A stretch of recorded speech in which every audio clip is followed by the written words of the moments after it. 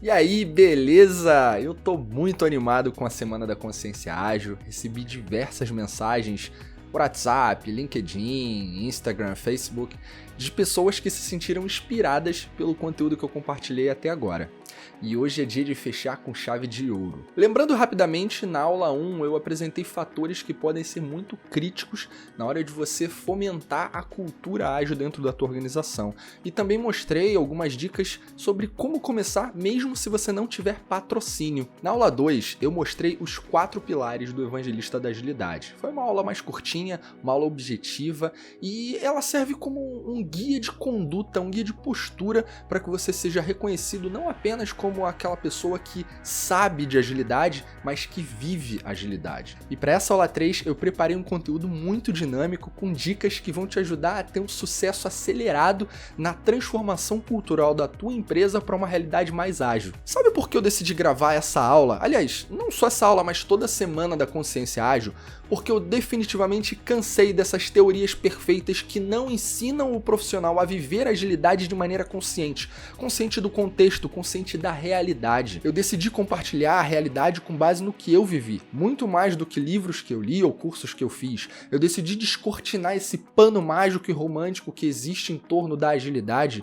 e exatamente por isso eu separei 11 hacks que vão te ajudar a fazer uma transposição cultural, uma transformação cultural para uma realidade mais ágil. Quer saber quais são? Bora pro game! Anota isso! Cultura é um software social não controlável. Pausa, ouve de novo, anota. Fez isso? Beleza, agora segue. Eu quero que você reflita constantemente nessa frase e pense nela, mantenha ela na sua cabeça ao longo de toda essa aula aqui. Beleza? Bora lá. Hack número 1. Tire suas certificações, mas tenha em mente que elas não pagam a conta. O que você quer dizer com isso, Vitor?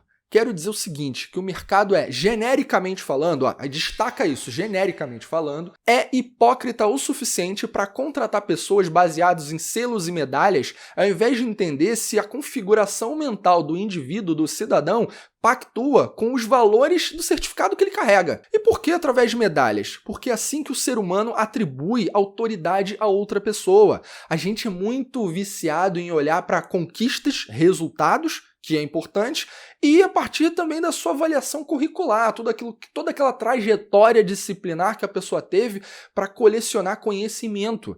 E a minha dica para você é o seguinte, tenha os dois, porque não adianta só você passar numa empresa, alguém falar, porra, olha lá, o histórico do cara, olha o currículo do cara, olha quantas coisas ele fez, daquela pessoa. Aí vem um outro perfil e olha, pô, olha só, fulano trabalhou em tal lugar, fez tal coisa, entregou tal resultado. Você não pode ficar só com um ou com o outro, você precisa dos dois. Isso vai te ajudar a ter credibilidade dentro da estrutura em que você vai trabalhar. Então a dica aqui é, comece pelos certificados, comece pelas certificações. Elas são um ponto de partida para você, mas tenha em mente que se você não construir uma credibilidade a partir de resultados, a certificação não vai servir para nada. Ela só abriu uma porta, mas a mesma que abre também se fecha. E aí você precisa usar as dicas que eu passei aqui nas aulas 1, 2 e também nessa 3 para você potencializar os seus resultados. Beleza? Vamos para o segundo hack. Hack número 2. Metodologias são aceleradores de competências. Em algum momento, crie a sua. Quem já me conhecia antes da Semana da Consciência Ágil sabe que eu tenho um modelo de pensamento muito orientado às bases fundamentais da agilidade, às bases fundamentais da inovação, do design thinking e várias outras práticas, do Lean. Então, tudo isso constitui a forma como eu enxergo a realidade.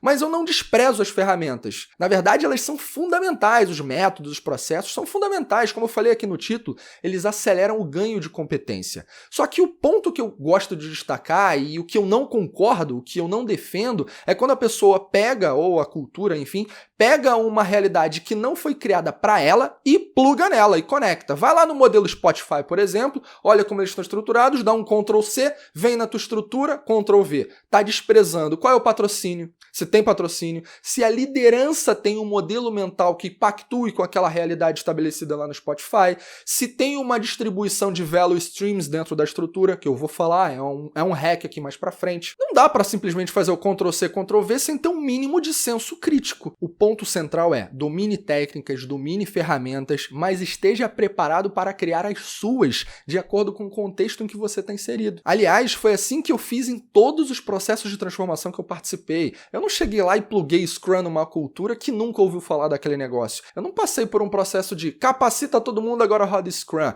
Pode ser esse caminho, se você tiver uma maturidade das pessoas para entenderem, aceitarem essa forma de agir.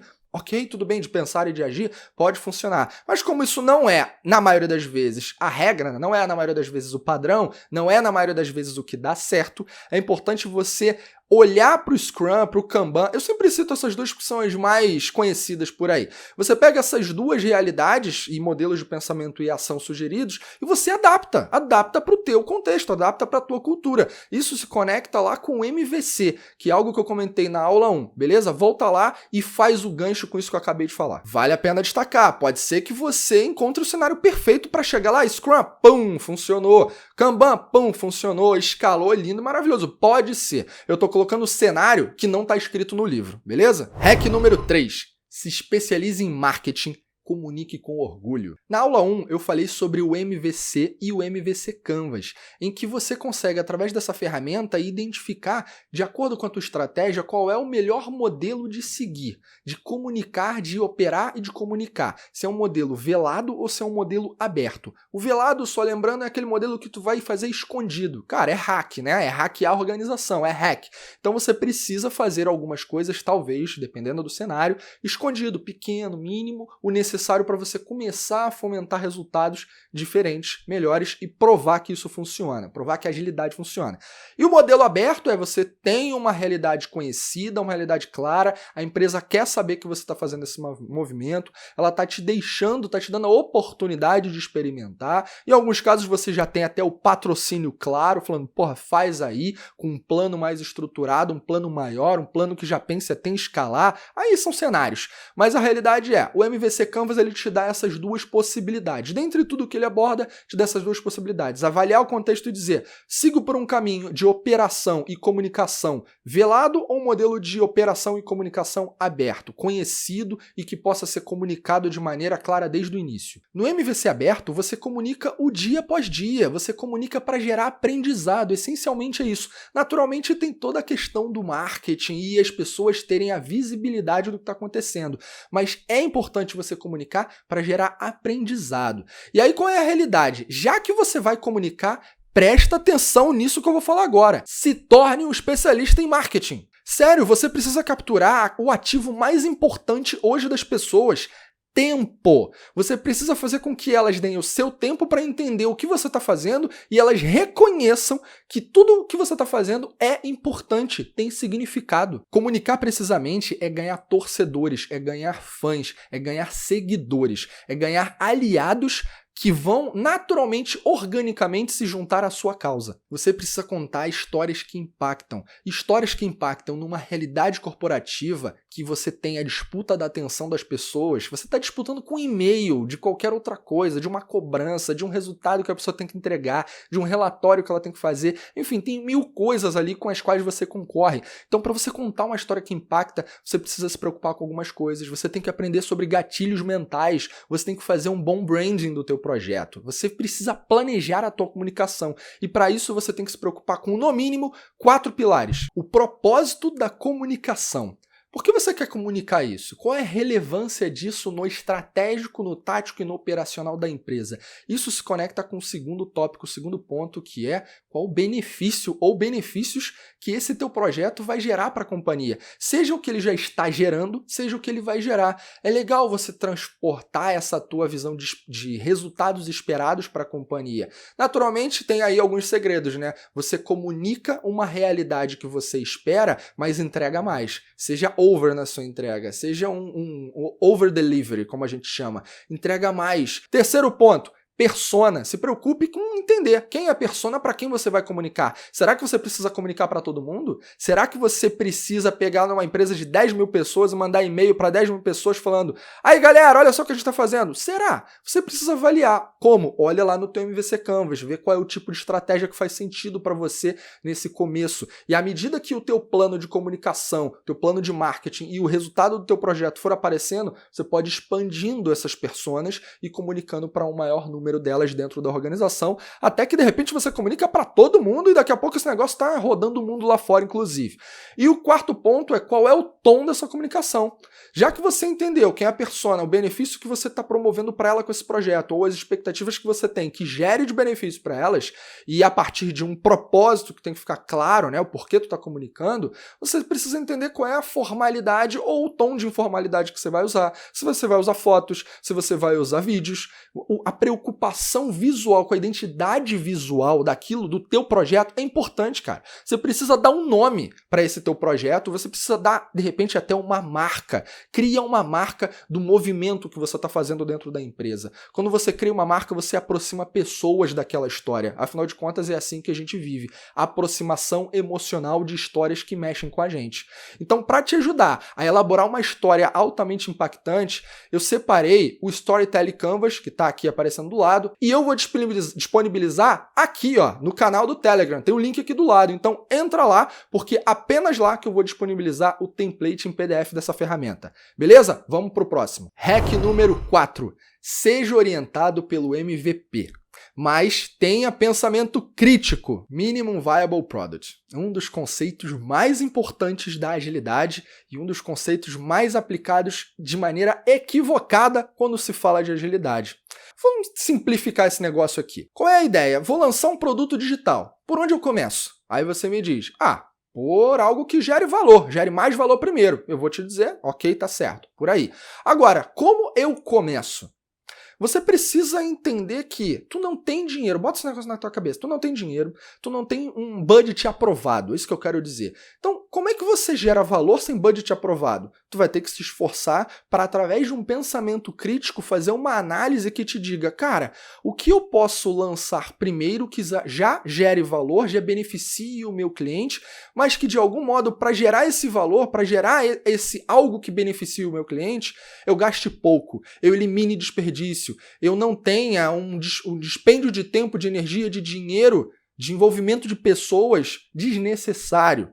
Essa é a lógica do MVP. Você está buscando validação o tempo inteiro a partir do menos, para gerar mais. Isso significa que MVP é a arte de maximizar aquilo que não precisa ser feito. Você vai produzir só o essencial, só o enxuto. E produzir só o que é essencial, só o que é enxuto, tem uma coisa fundamental, é base para você conseguir fazer isso. Pensamento crítico. Vamos falar de um exemplo aqui. Pensa numa padaria.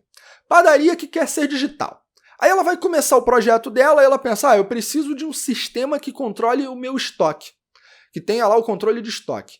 E aí você vai entrar e vai falar assim, bora desenvolver o sistema de estoque aí, o que você tem para vender, vamos catalogar tudo, depois vamos transformar isso em regras de negócio, telas, prototipo, etc. Vai lá, pum, aí desenvolve. Modelo tradicional. Beleza. Você vai levar um tempão para desenvolver esse negócio e talvez você gere muito mais do que o cliente precisa naquele momento. O que ele precisa naquele momento? Aí vem a tua reflexão, é a tua capacidade de pensar criticamente. Você vai pensar, um sistema de estoque. O que você vende mais? Você vai entender lá junto à padaria. Você vai entender com o teu cliente. Cara, o que você vende mais aqui? Você vende pão integral que vem da fábrica tal. É um pão que já está pronto lá, ele não é fabricado na padaria, ele é estocado ali, ele é vendido embalado, com rótulo e tal, beleza, ele tem um fornecedor para aquilo, aí ele tem esse produto. Você vai precisar desenvolver um sistema de controle de estoque para tudo ou de repente você pode começar a fazer o controle de estoque daquilo que vende mais? Essa é uma primeira reflexão que te ajuda a ter um pensamento, através do pensamento crítico, chegar no pensamento enxuto. Aí você pensa, ok, então eu vou desenvolver um sistema que faça controle de estoque daquilo que vende mais. Mas aí vem outro pedaço do pensamento crítico. Precisa ser um sistema? Será que não pode ser uma planilha? Será que não pode ser uma planilha para começar? E que depois que ela prove o seu devido valor, já aditivou o valor, gastando pouco. É muito mais fácil fazer uma planilha do que um sistema, em diversos casos. Então, por que você não começa do mais simples para provar o valor e depois você vai incrementando, aditivando e gerando novas fatias de valor, ampliando de acordo com a necessidade momentânea, com a necessidade pontual, com a necessidade que aquele contexto pede? Isso é um MVP. Um MVP é um modelo de pensamento derivado de uma capacidade empreendedora de olhar produtos. Então o hack aqui é Adote um modelo de pensamento cada vez mais empreendedor. Busque nas startups referências para que você entenda como e por que elas desenvolvem mais, muitas vezes melhor e muitas vezes mais rápido. Tem outros fatores relacionados a burocracias e outros elementos que eu vou falar ainda aqui também, mas esse é um ponto fundamental. Uma visão orientada à escassez. Para dentro de um cenário de escassez, promover valor. Escassez é menos tempo, menos dinheiro, menos pessoas envolvidas. Tudo isso traz um cenário de mais necessidade de agressividade, de velocidade na produção. Hack número 5. Seja orientada pelo sucesso, mas nunca pelo seu. Você nunca deve confundir o que é sucesso para o cliente com a sua definição de sucesso. Muitas pessoas projetam coisas para outras com o significado de valor que elas têm em mente. E não é assim que você faz as coisas. A gente acabou de falar de MVP. Não adianta você construir algo enxuto se você não produz valor para quem interessa. O hack aqui é o seguinte: não tenha vergonha de se aproximar do seu cliente.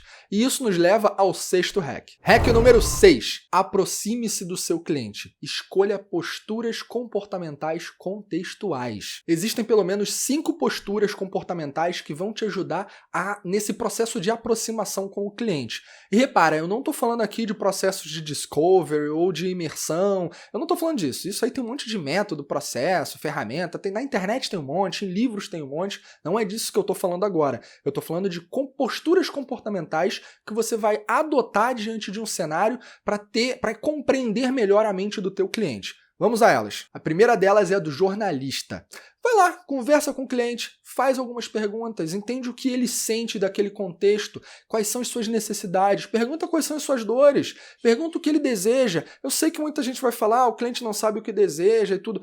Ok, isso é verdade, mas é uma abordagem possível. Eu não estou dizendo que é melhor, até porque eu não conheço o teu contexto, mas é uma abordável possível. O jornalista vai lá e conversa. Só que tem um detalhe, você tem que tomar cuidado com as informações que vão chegar para você e fazer devidos filtros, porque nem tudo aquilo que a gente diz, a gente faz. E nem tudo que é feito é contado, é dito por aí. Então, cuidado com essas informações. Uma outra postura comportamental que eu gosto muito é a do antropólogo. É aquela que você observa. Vai lá no ambiente de trabalho real do teu cliente ou no cenário de execução do objetivo que você está querendo melhorar ou propor valor, enfim, ou consertar. Vai lá e observa essa pessoa agindo no seu ambiente natural, da maneira mais natural. Não faz intervenções.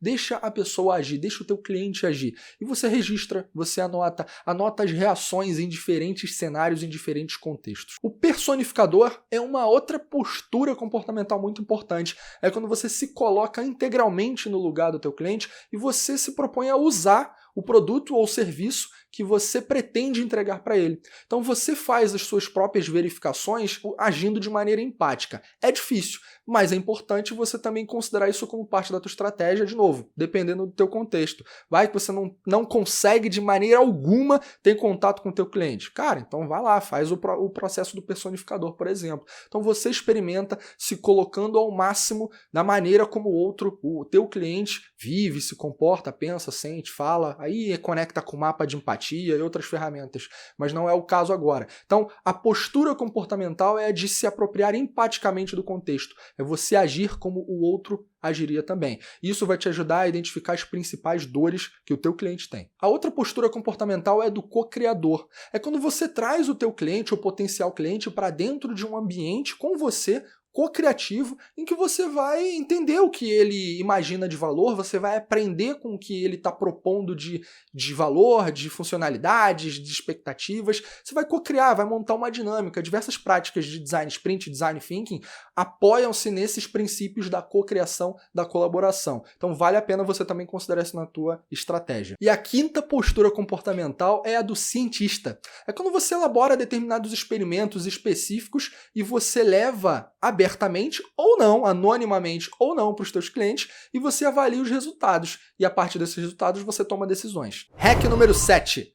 Mais que aliados, forme comunidades. Um dos movimentos mais inteligentes na formação de uma cultura dentro de uma empresa, que também se apropria para a cultura ágil, é a formação de comunidades. É quando as alianças realmente se materializam. É quando as pessoas que acreditam, que se identificam com a causa do teu projeto, se associam a você para transbordar essa realidade para algo maior, para mais pessoas. Quando você comunicar a sua causa, é muito provável que algumas pessoas entrem em contato falando, pô, tamo junto, conta comigo, onde eu posso ajudar. E são pessoas que estão realmente afim, estão dispostas. Qual é o motivador delas? Não sei, você vai ter que descobrir aí na linha do tempo. Mas essas pessoas serão poucas no princípio. O índice de conversão é baixo. E tá tudo bem, você não tem que ficar ali sofrendo por isso. Isso é natural, é desse funil natural de comunicação para gerar conversão de aliados que mais tarde vão se tornar comunidades. Então pensa que você não precisa ficar bom para começar, você precisa começar para ficar bom. Isso é com o tempo e vai acontecendo. Quando eu digo ficar bom, é ganhando mais conversões, mais pessoas comprando essa ideia, comprando essa causa. E quando você começar a formar essas suas comunidades, você vai ter ganho de força política, você ter ganho de visibilidade, destaque como profissional, quem está tracionando aquele assunto. Pense em uma comunidade como pessoas que estão interessadas em aprender mais sobre uma crença em comum. Por exemplo, crie meetups, crie eventos internos em que as pessoas vão poder ir lá trocar experiência, compartilhar as suas histórias, de repente traz gente do mercado, algum amigo teu que seja palestrante, ou que nem seja palestrante, mas já viveu alguma realidade, esteja afim e possa compartilhar a sua história. Essas coisas inspiram as pessoas. A ideia de comunidade faz com que as pessoas se agreguem a ela, queiram fazer parte de algo que dá certo. As pessoas não querem ficar de fora daquilo que dá certo. Então faz sentido você estruturar movimentos que tomem escala organicamente. Deixe as pessoas da organização se inscreverem num evento desse, por exemplo, de maneira orgânica. Coloca lá, deixa quem quiser participar, vai. Esse movimento aos poucos vai acontecer, vai florescer. Então pode ser meetup, pode ser talk show rápido, ou talk show entrevista, pode ser lightning talks, conversas rápidas, palestras pequenas, estilo TED. Cara, o céu é o limite. Usa sua criatividade para trazer isso para o teu jogo. E importante, assuma o semblante de comunidade. Criamos a comunidade ágil da empresa tal. Isso é marca, isso é marketing, isso é branding. É importante, lembra sempre disso. Você vai comunicar esse negócio quando você criar a comunidade. Apareceram 3 pessoas no primeiro encontro da comunidade. Tudo bem, você vai chegar lá e você vai comunicar, você vai dizer... Criando a comunidade tal, da empresa tal, onde discutimos isso assim, assado, e o futuro da criação de produtos digitais. Pum! Cara, isso cria um efeito fantástico, isso movimenta pessoas. De novo, as pessoas não querem ficar de fora da novidade. Elas podem temê-la, mas elas, para temê-la, precisam conhecê-la um pouquinho mais, precisam saber que ela existe. Então, vai lá e comunica, vai lá e cria a comunidade e faz as pessoas conhecerem essa comunidade. Hack número 8. O ágil não serve para todo mundo. Tenha consciência que o ágil não serve para tudo. Tem alguns projetos que simplesmente não absorvem a proposição de valor que o ágil traz. Imagina o seguinte, um cenário em que uma organização tem o seu órgão regulamentador, ou alguns deles, que demandam algumas iniciativas e são demandas conhecidas. Porra, adequa um sistema para tal coisa, adequa um processo e, consequentemente, um sistema para essa nova realidade. Agora, demandas regulatórias, mandatórias, são demandas que o escopo é previsível, ele é completo, ele é conhecido. E a agilidade gera mais valor com todo o seu potencial em um cenário de imprevisibilidade, um cenário que você vai descobrindo à medida que você vai experimentando através da proximidade com o cliente. Então, o cenário de previsibilidade, o cenário de demandas regulatórias não são, por exemplo, não representam o melhor momento, todo o potencial da agilidade. E aí isso é um hack importante, porque se você tentar, primeira iniciativa, e for essa, uma iniciativa regulatória, uma iniciativa que a demanda, o escopo é previsível, que você tenta conectar o ágil, porra, a chance de você não mostrar nada além de práticas de uma daily, que é legal, porra, retrospectiva para team building, daily para dar transparência, inspeção, é bacana você usar algumas práticas em cenários de escopo previsível, escopo fixo, escopo conhecido, e que não haja mudança, mas o valor do ágil não está exclusivamente nisso, está na sua capacidade de adaptação. Então você corre o risco de queimar a abordagem da agilidade não potencializando o seu valor, não mostrando o seu valor onde ela realmente é capaz de fazer isso. Hack número 9. Viralize o seu impacto. Eu gosto de dizer que a vida acontece para quem está em movimento.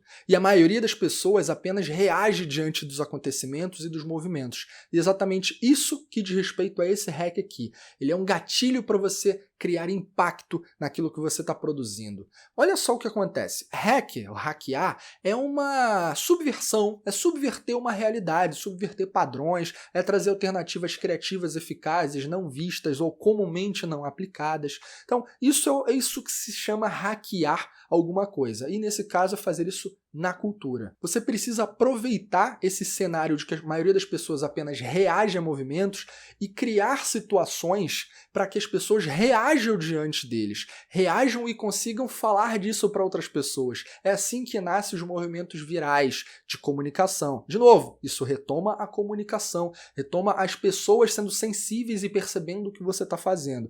Cultura não é um negócio controlável. A gente vai falar isso mais à frente, mas cultura não é um negócio controlável. Então você precisa disseminar algumas coisas disseminar os teus resultados, as suas ações e seus resultados a partir de alguns gatilhos. E um deles, quer saber qual é? Para provocar e viralizar uma mensagem? Memes. Cara, memes. O brasileiro adora memes. Não é só o brasileiro, mas o mundo de modo geral. Mas memes. Memes se conectam com alguns fatores, alguns vieses da humanidade. Como diria Richard Dawkins, um meme é a unidade básica de transmissão ou imitação cultural. Ou seja, é uma informação autorreplicável, autopropagável. Eu vou trazer um exemplo aqui. Pensa num estacionamento. Um estacionamento normalmente tem aquelas vagas que são direcionadas, são exclusivas, não são preferenciais, são exclusivas para pessoas com algum tipo de necessidade especial, portadoras de alguma necessidade. E aí vem um cidadão, eu espero que você não seja esse tipo de pessoa, e para o seu carro ali. E esse cidadão não tem necessidade especial alguma. Ele para o carro ali. Sei lá, parou porque parou e não tá nem aí. Tem vários fatores que poderiam levar a isso, mas tira os filtros das diversas possibilidades fantasiosas e pensa, o cara foi um babaca e parou onde não devia. Pensa desse jeito, beleza? Então ele tá tendo uma conduta que você não gostaria que ele tivesse, ou que alguém não gostaria que tivesse. Aí o cara para o carro ali. Como é que a gente faz com que essa pessoa mude esse comportamento, que ela entre num novo formato de pensar e de agir? É dando aula? É ensinando? É falando, pô, não faz isso? Cara, isso aí não gera a consciência mais profunda de verdade. Essa informação está disponível, essa informação óbvia. E o óbvio, apesar de ser dito, nem sempre é o suficiente. Então você precisa criar alguma outra coisa. Existe um vídeo que já circulou aí, que é um vídeo em que acontece exatamente isso. Uma pessoa para o carro em cima de uma vaga que era para pessoas com necessidades especiais, e aí, lembra que eu falei que a vaga normalmente tem pintado no chão azul? O que a galera fez para mudar o panorama ali daquela situação? Vários post-its azuis foram colados no carro inteiro. Colaram lá o post-it azul no carro inteiro. O carro ficou um bloco de post-it ambulante, né? Ou folhas adesivas, autocolantes. E aí ficou tudo colado lá, tudo aquele negócio muito louco. Quando o cara chegou, aquilo ali virou um meme. Agora amputa as pernas, Agora fica definido.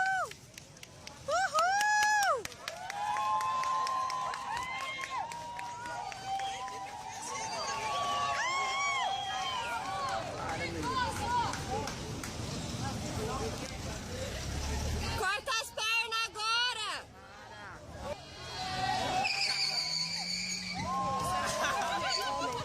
Todo mundo tirava foto, todo mundo passava ali e falava, ia lá, por que o cara fez isso? Para onde não devia. E ele é uma pessoa, de fato no vídeo mostra que o cara não precisava, ele não tinha necessidade.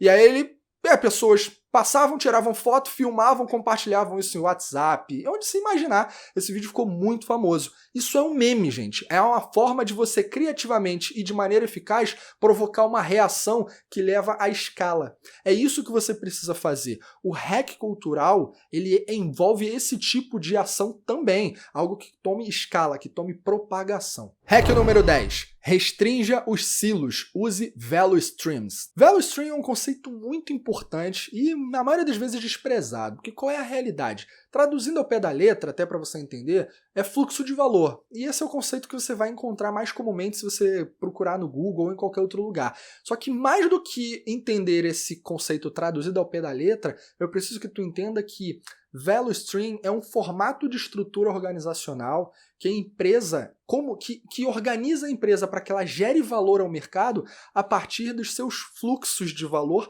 a partir das suas operações produtivas. Pensa, por exemplo, num colégio. Um colégio que tenha ensino fundamental, médio e pré-vestibular. 3 fluxos de valor, 3 operações produtivas. A empresa organiza-se estratégica, tática e operacionalmente em cima desses fluxos de valor, cada um com a sua estratégia. E a partir dos 3 combinados é gerado o valor para o mercado. Então é quando a empresa se organiza em pequenas partes, em pequenas empresas. Então em cada time desse exemplo que eu dei aqui no cenário de uma empresa de educação, uma escola, por exemplo, em cada um desses 3 value streams que eu citei, o ensino fundamental, o ensino médio e o pré-vestibular, cada um deles vai ter o seu time, vai ter os seus objetivos, vai ter a sua estratégia, vai ter a sua operação, vai ter a sua forma de levar valor ao mercado. Isso gera autonomia, isso gera velocidade por consequência, porque você quebra silos. Muitas vezes, quando você tem as mesmas pessoas atuando em contextos que esbarram uns com os outros, você gera conflito de interesse e aí é onde o silo vem rasgando tudo e estratégia nenhuma para de pé, porque são as pessoas que levam as estratégias para frente ou não, e são elas mesmas que criam os conflitos de interesses. Então, quando você distribui em Value Stream, além de você ter uma visão mais proprietária, uma visão mais sólida, uma visão mais clara do que você está fazendo, por exemplo, esse cenário são 3 fluxos de valor, é mais fácil para um board olhar e entender o que está dando mais resultado, fazer uma gestão mais adequada do negócio de cada uma dessas value streams, entender como está a operação de cada uma delas. E o importante é que quando você não tem esse cenário de silo, um esbarrando com o outro, você consegue ter autonomia, você consegue ter mais produtividade, você consegue fazer testes mais rápidos, tudo acaba acontecendo de maneira mais eficiente e eficaz. Isso é o grande ponto do Value Stream. Então, adotar dentro da tua organização um modelo, uma estrutura organizacional fundamentada em Value Stream é um negócio super legal. Agora, você provavelmente só vai conseguir fazer isso quando você já tiver um nível de maturidade ágil superior, quando você entrar numa camada de agilidade que a cultura já comece a ser estabelecida num patamar em que haja patrocínio, por exemplo. Eu vejo isso como algo muito importante porque se você for parar para pensar em companhias que têm 20, 30 mil pessoas, cara, é natural que hajam burocracias, é natural que hajam processos entranhados uns nos outros que gerem uma deficiência na velocidade e na eficiência e na eficácia daquilo que você está produzindo. Então, se você organiza toda uma companhia como essa em micro ou partes menores, com autonomia, você tem uma capacidade de entrega muito mais poderosa. E a gente está falando que o mundo é ágil, mas o mundo também é rápido, também está acelerado. Velocidade também é um diferencial competitivo. E a agilidade se apropria da sua capacidade de experimentar rápido e entender o que não precisa ser feito e validando, a partir das hipóteses, a geração de valor. Então você precisa considerar estratégias que deem aí a você a capacidade de experimentar mais rápido. E as burocracias de grandes empresas atrapalham esse processo. Então, organizar-se com value streams é praticamente se organizar como funciona uma startup. Um núcleo autocontido que foca numa missão e através daquele núcleo autocontido você tem toda a estratégia, toda a operação, tudo acontecendo ali de maneira autônoma. Isso é o que garante que as startups consigam competir com grandes empresas e até passá-las. E finalmente o nosso último hack, o hack número 11. Cultura é a identidade de uma organização. Personifique a sua. Pensa assim, se a tua organização fosse um indivíduo, como ele pensaria, como ele tomaria decisões, como ele comunicaria, como ele se vestiria?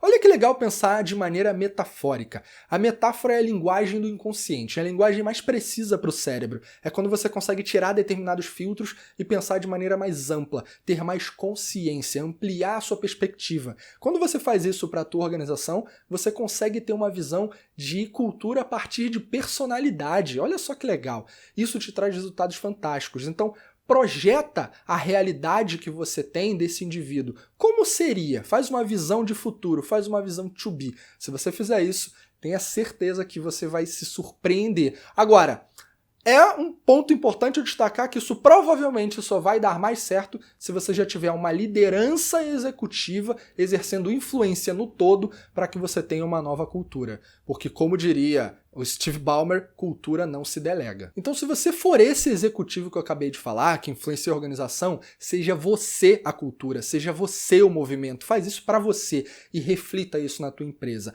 Agora, se você for um consultor, um Agile Coach, um Scrum Master, um PO, um agilista dentro de um time, dev, seja qual for o teu papel, se você tiver uma posição gerencial, um outro nível de liderança, mas que não seja executivo, não importa. Forme alianças, siga os passos anteriores e você vai conseguir em algum momento influenciar o nível executivo para que esse cenário, para que você tenha esse momento e consiga pensar na identidade da tua empresa, que no fim das contas é a tua cultura. E aí, curtiu as dicas da aula 3? Pois é, cultura não é aquela parada bonita colada na parede chamada de missão e visão. Sabe o que é aquilo? É uma parada bonita colada na parede, apenas isso.